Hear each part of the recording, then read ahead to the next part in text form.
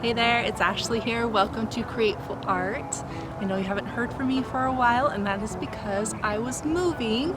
We have moved from Alaska to an RV, and we're going to be traveling to all US states, and I'm going to be painting what inspires me in all of those states. I'm going to be sharing my journey with you in my videos. I hope you enjoy it. For those who want postcards, you can become a Createful Art member, and there's a link in the description below. There are a lot of benefits to becoming a member, and so I hope you join us.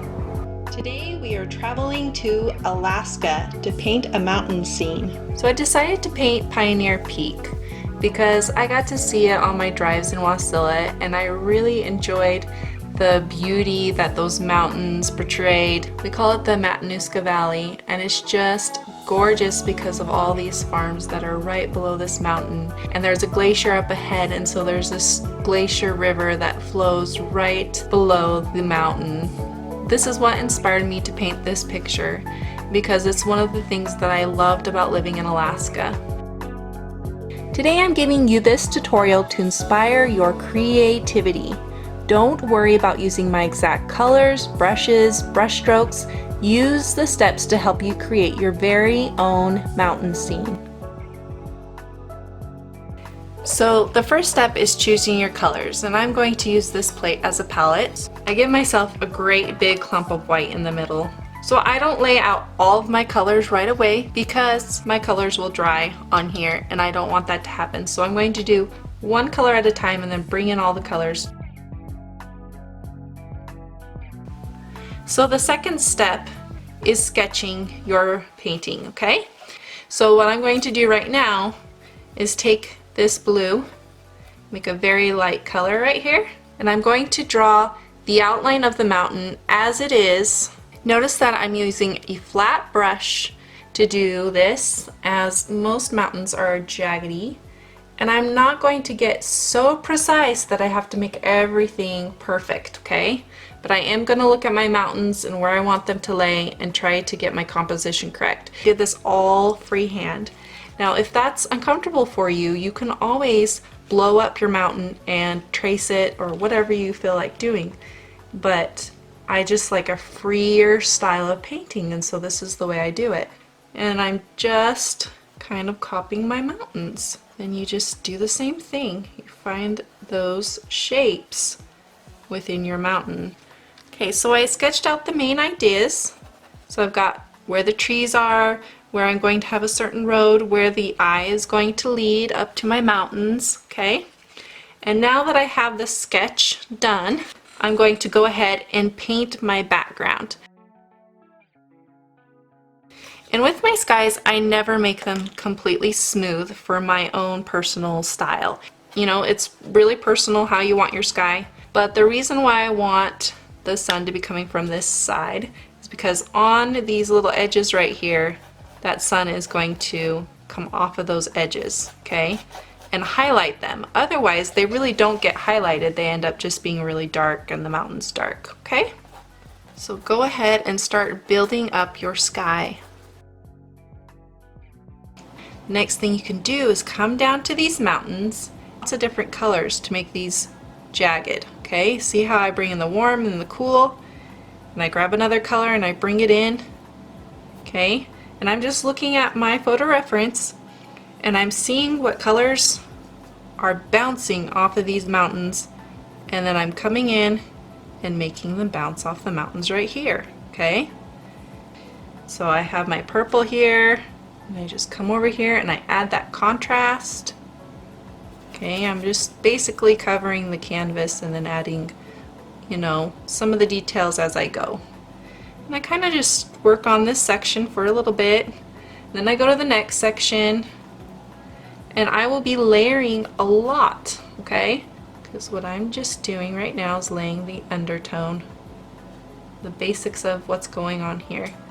And basically what's separating these two is white. So this is where the snow melts, comes in here. I'm going to kind of show you where some of the ridges are at. And see, once I start putting in that contrast, it starts forming the mountain like really quickly. So I basically find the main color and move it across. That's the gist of it. So now what I'm going to do is I'm going to step away from my mountain for a minute and come down here and basically put down the main colors, okay? Fields of green. I'm going to bring some of that purple down because you should always bring in some of the color that's up here, down here, and over on this side, over here, because the sun is mostly through here hitting those, and then this has got a lot of shadow going on. Ah, yes, yes. Okay, and this is just the undercoating, remember. Okay, and you see how this is just cut off like that? That's why I'm going to bring this up through here, make it more of a curved going on right here. Not in my reference photo. And bring this across so it doesn't break off so crazy right there. And really the river does go right here anyway. You just can't see it that well in the reference photo. Okay, see how that works? Right, then you're ready for the next step. Alright, so for this step, so you're going to focus more on the mountain. And because this is going to be my focal point, I really want to focus on it. So what I want to do is I'm actually going to come in and look at my reference photo and really focus on the details. So I come in here and I'm just adding what it's supposed to be with large brush strokes. You can do it however you wish for your mountains. So once you have your mountains to a place that you like them, okay, then it's on to the foreground, and this is the next step. So the foreground, you don't want to have a lot going on because this is your main focus, right? Basically, what I do when you come into the foreground, I always like to start back here. This comes in right here with some trees. So I want my trees to point to the mountains. Okay, this is a little forest right here. Trees, woohoo. Oh, it's looking more like a forest. Okay, so then right through here, there is lines going this direction because it's a field. So I'm just gonna define the lines a little bit more. And then there's some other stuff going on over here. I don't know, it doesn't matter. La-di-da-di-da.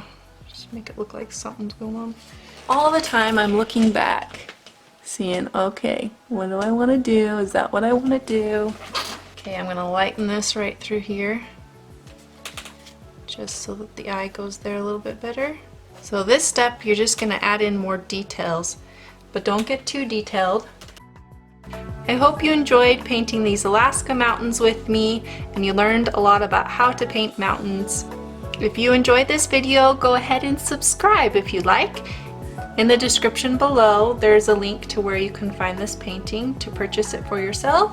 Thank you for watching, and a special thank you to all my members for making these videos possible, and I will see you soon. Bye. There's the Knik Glacier. No, I'm the glacier, see? Don't know what he has to do with being a glacier, but hey.